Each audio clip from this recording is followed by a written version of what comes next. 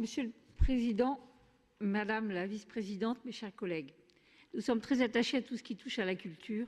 Donc nous nous sommes réjouis de la nouvelle direction prise par la Commission culture et la volonté de mettre l'accent sur la transmission de notre patrimoine culturel, matériel et immatériel, en prenant compte aussi les nouveaux moyens mis à notre disposition aujourd'hui. Le numérique vu comme moyen indispensable pour transmettre à notre génération montante. Nous redisons que la culture est un élément majeur pour sauver notre civilisation, considérée comme menacée par 70% des Français. La culture est un élément indispensable de notre ciment social, de ce qui nous lie les uns aux autres et qui nous donne un but et un avenir commun. C'est un cadeau reçu de nos ancêtres et que nous avons pour mission de faire fructifier et de transmettre à nos enfants. Nous rejoignons ce que M. Retailleau disait tout à l'heure, la culture donne un sens à nos vies. Elle vient offrir une alternative au vide laissé par le consumérisme et l'idéologie du progressisme, qui l'un et l'autre sont en quête constante d'un plus pour un plus, mais ce plus est vide de sens et aboutit malheureusement à la fanatisation de nos jeunes et les pousse vers l'islam radical. Nous avons donc une responsabilité énorme de transmettre à nos enfants, à nos jeunes, un idéal, une fierté nationale de notre histoire, de notre patrimoine artistique, architectural, musical. Nous saluons donc le pacte éducatif régional qui souhaite faire de l'éducation artistique et culturelle une dimension essentielle des lycées tricolores. La culture est le moyen le plus probant et certainement le plus efficace pour sauver notre civilisation, nos modes de vie, nos mœurs, nos coutumes, notre gastronomie, notre regard porté aussi sur la femme. La culture est le moyen qu'il nous reste pour lutter contre la violence, contre les communautarismes grandissants qui détruisent le bien vivre, le vivre français en France. La culture passe par la lecture et nous nous félicitons de l'exonération de la cotisation sur la valeur ajoutée des entreprises, CVAE, pour les librairies labellisées librairies indépendantes de référence. Nous savons tous que dans ce domaine, le contact humain favorise la transmission et la découverte. Nous approuvons aussi le futur Grenelle culture et handicap et sommes impatients de voir ce qui y sera fait. Nous pensons que le handicap a été un des grands oubliés de la présidentielle, alors que l'État se doit d'être au service des plus démunis.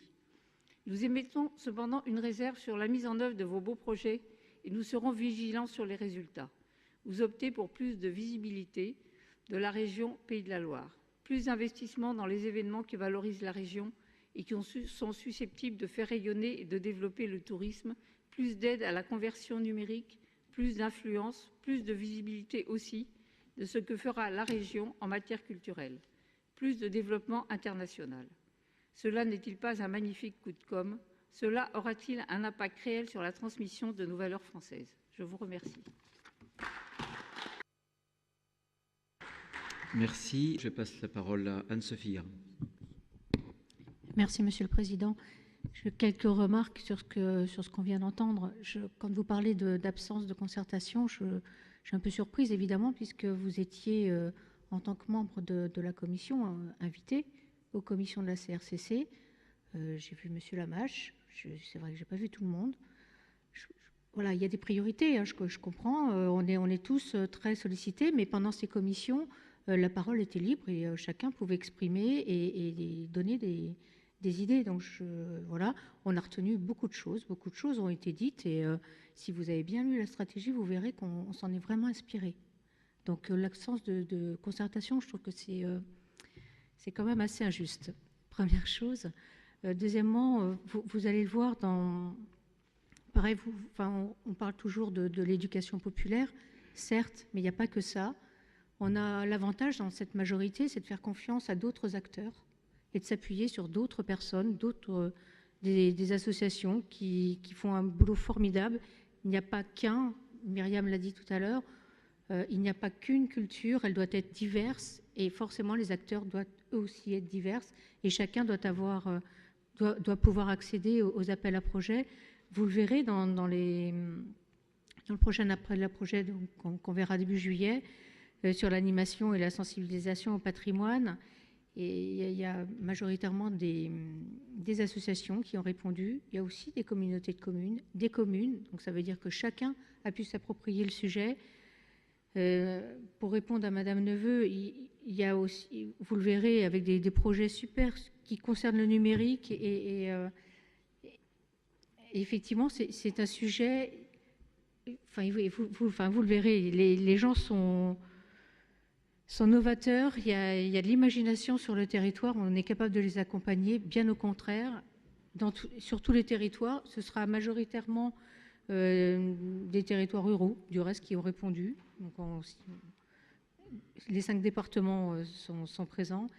Et puis je voulais, la dernière petite chose, oui, un autre appel à projet est en cours d'écriture qui lui sera destiné aux lycéens. Et là, ça va leur permettre de s'approprier le patrimoine.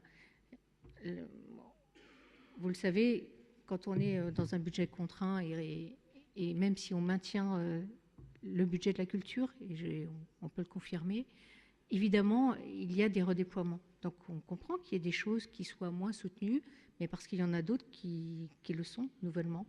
On peut parler, en ce qui concerne le patrimoine, des édifices religieux non protégés. On peut parler de l'opération Train des plages. On a triplé cette année l'opération. Les appels à projets donc, ont été lancés. Enfin, vous voyez, il y a des choses nouvelles qui se sont passées où effectivement il y a eu des changements.